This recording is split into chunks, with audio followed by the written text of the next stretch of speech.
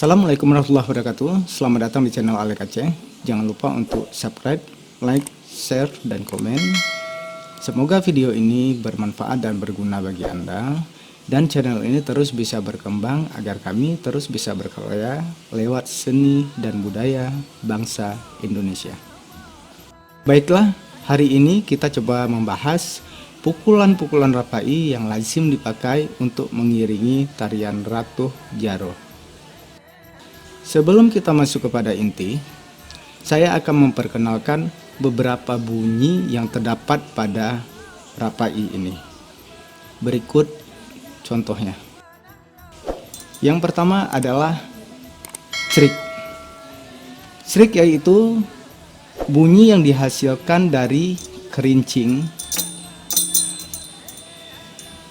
yang dipukul di pinggir Rapai menggunakan ujung telapak tangan. Contohnya seperti ini.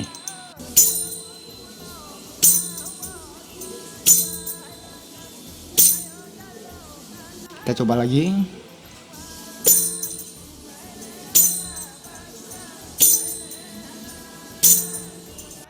Yang kedua adalah prep.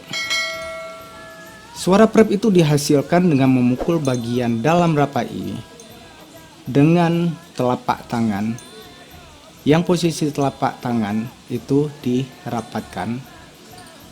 Cara memukulnya, kulit Rapai itu dibungkam agar suaranya tidak panjang. Contohnya seperti ini.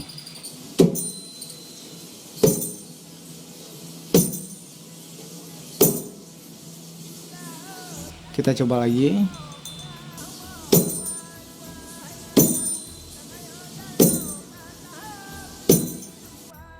Baiklah, yang ketiga adalah suara drum. Suara tersebut dihasilkan dengan memukul bagian dalam Rapai, tapi jangan terlalu dalam dengan posisi dipukul dengan telapak tangan, dan telapak tangan itu posisinya ditutup atau dirapatkan. Dan kulit Rapai jangan dibungkam, yang artinya memukul Rapai itu dengan membalan, jadi dipukul langsung dilepas. Contohnya seperti ini.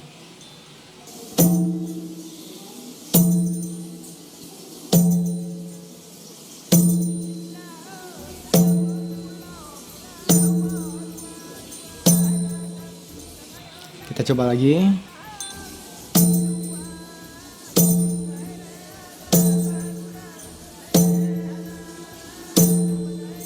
Oh ya, posisi tangan saat memukul drum, telapak tangan itu dirapatkan, terus agak dilengkungkan. Posisi telapak tangan itu agak dilengkungkan seperti ini, ya, supaya ketika memukul, jadi ada ruang kosong. Ruang kosong itulah yang akan menimbulkan suara drum.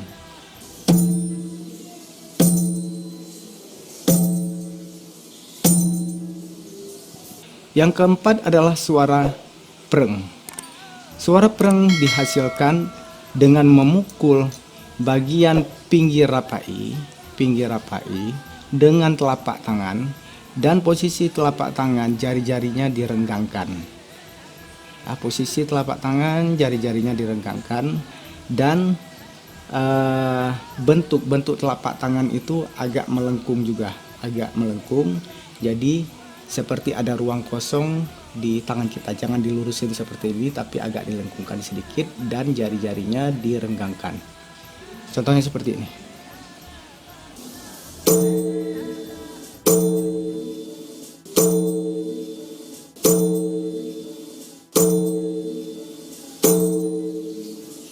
Ingat, cara memukulnya bukan seperti ini,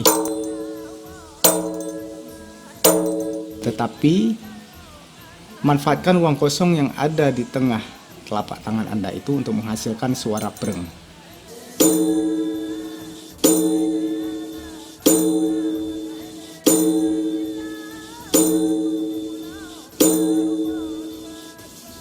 Nah, begitulah beberapa bentuk bunyi yang terdapat di dalam Rapai. Jadi saya sarankan coba saja diulang-ulang dari setiap pukulan hingga pukulan berikutnya sampai Anda mendapatkan warna bunyi yang asli dari Rapai tersebut.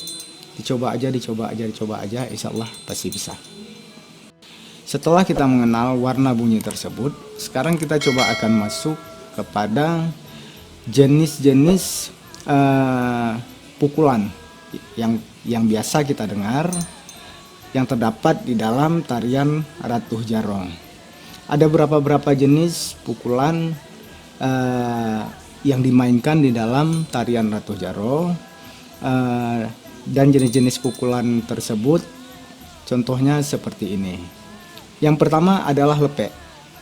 Lepek yaitu penggabungan antara trik dengan prep, dan itu dimainkan sesuai dengan tempo lagu yang telah ada di dalam garapan tarian tersebut. Contohnya seperti ini.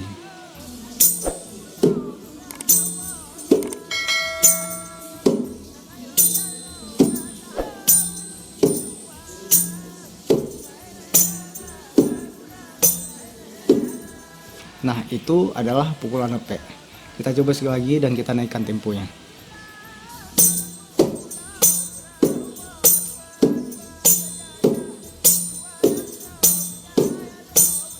Itu dasar lepek. Kita coba kembali lagi dan kita naikkan lagi temponya.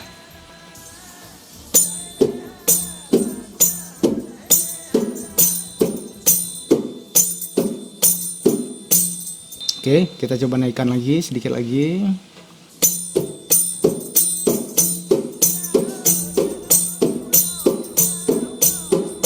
Naikkan sedikit lagi.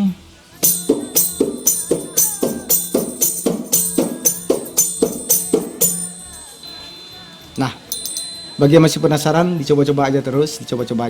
Kalau bisa, dibiasakan dengan tempo lambat dulu sampai Anda bisa melakukan dengan tempo yang cepat. Sekarang kita lanjut ke pukulan berikutnya. Pukulan berikutnya yaitu pukulan standar. Kalimat dari pukulan standar itu yaitu seperti brum preng, preng brum preng, preng brum preng, preng brum preng, dan itu dimainkan sesuai dengan tempo lagu.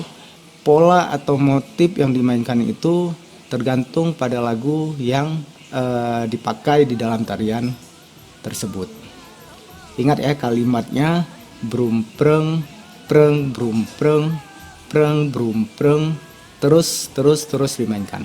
Ayo kita coba.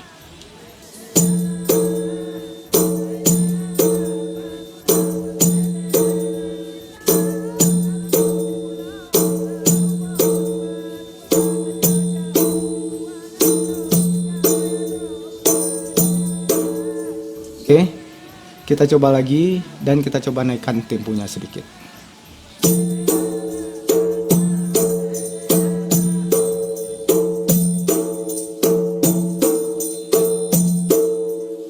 Kita coba lagi, kita naikkan lagi temponya sedikit.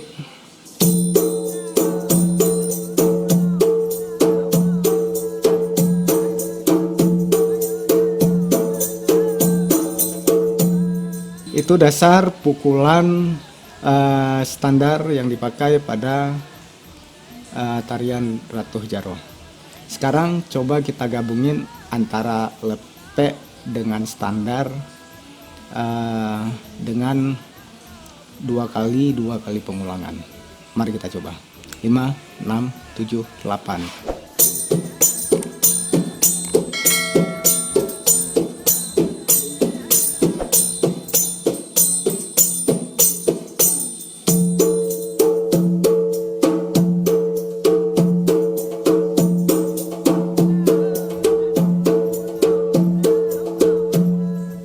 Nah, begitu contoh penggabungan antara pukulan lepek dengan pukulan standar. Motif selanjutnya yaitu pukulan sayu-satu. Nah, pukulan sayu-satu ini biasanya dipakai di ujung pada tarian Ratuh Jarong atau di ujung setiap gerakan Ratuh Jarong. Karena biasanya pada ujung setiap gerak Ratuh Jarong itu pasti memiliki speed atau tempo yang cepat.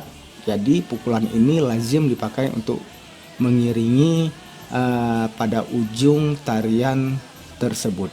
Bentuk atau kalimat dari pukulan tersebut yaitu brum preng brum, preng, brum, preng, brum, preng. Nah, sekarang kita coba langsung praktekkan ke rapainya.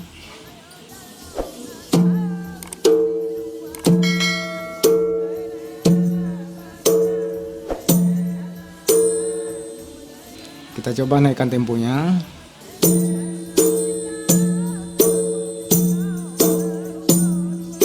Kita coba naikkan lagi.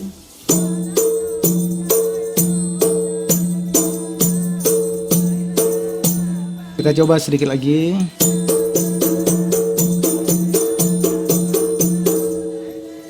Nah, begitu bentuk dari pukulan 1-1 yang biasa dipakai pada ujung setiap gerak tarian Ratuh Jaro.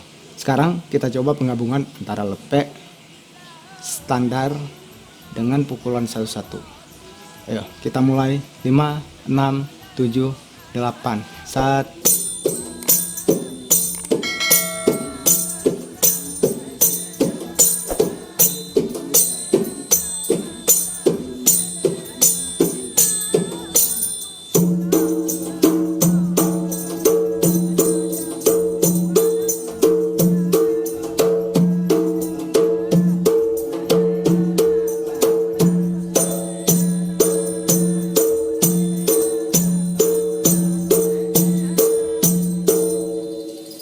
Nah, begitulah ketiga jenis pukulan yang lazim dipakai pada tarian Ratuh Jaro ketika digabungkan semua dari lepek, standar, dan 1-1.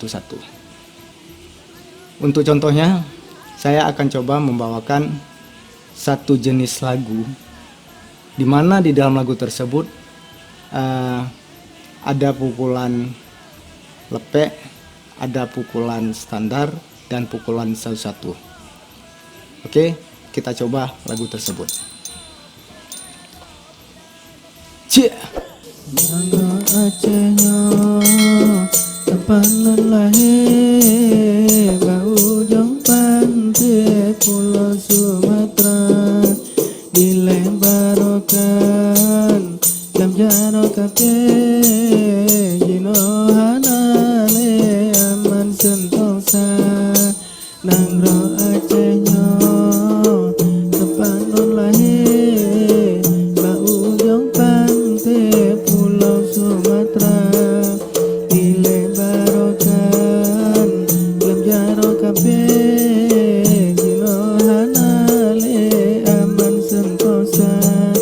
Nangro Acehnya tempat lelahe bau jong pantai Pulau Sumatera dilebarokan dalam jaro kape jino hanale aman sentosa. Nangro Acehnya tempat lelahe bau jong pantai Pulau Sumatera dilebarokan dalam jaro kape jino hanale aman sentosa. Nah, begitulah tiga jenis pukulan yang lazim dipakai pada tarian Ratuh Jaro, dan saya sudah memberikan satu buah contoh, satu buah gerak, yaitu gerakan Nangro yang diiringi dengan tiga pukulan yang saya jelaskan barusan, yaitu pukulan lepek, pukulan standar, dan pukulan 1-1. Nah, biasa ketiga pukulan ini kemanapun Anda lihat dan siapapun yang menggarapnya, pukulan ini pasti ada dan terdapat di dalam tarian Ratuh Jaro tersebut. Jadi, supaya Anda bisa mengiringi tarian Ratuh Jaro, setidaknya Anda belajar tiga motif dasar ini dahulu. Ketika tiga motif dasar ini sudah Anda penuhi, baru Anda bisa melangkah ke jenjang berikutnya. Baiklah, di episode berikutnya saya akan coba mengulas tentang lagu dan pukulan yang dipakai di lagu tersebut satu persatu dari bagian awal sampai bagian akhir, baik itu lagunya maupun pukulan yang dipakai pada lagu tersebut, jenisnya apa aja, bentuknya seperti apa. Di episode berikutnya saya akan menjelaskan itu semua. Terima kasih banyak sudah mampir di channel ini. Semoga apa yang saya lakukan ini berguna bagi Anda. Selamat mencoba dan tetap semangat untuk seni dan budaya bangsa Indonesia. Saya Alek Aceh, saya akhiri. Wabillahi taufik wal hidayah. Wassalamualaikum warahmatullahi wabarakatuh. Salam budaya.